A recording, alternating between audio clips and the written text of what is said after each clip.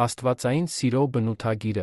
Առաջին Կորինթացիների 13, 4-8 ընդլայնված թարգմանությունից։ Սերը երկար է համբերում, այն համբերատար է և բարի։ Սերը երբեք չի նախանձում կամ խանդով չի վարվում, պարծենկոտ կամ սնափառ չէ, այն մեծամտաբար չի վարվում։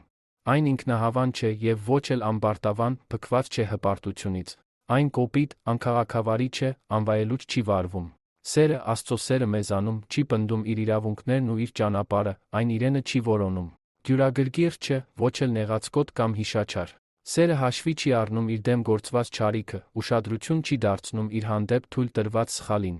Սերը չի ուրախանում գործված անարդարությունից, անիրավությունից, այլ ուրախանում է, երբ արդարությունն ու ճշմարտությունը հաղթում են։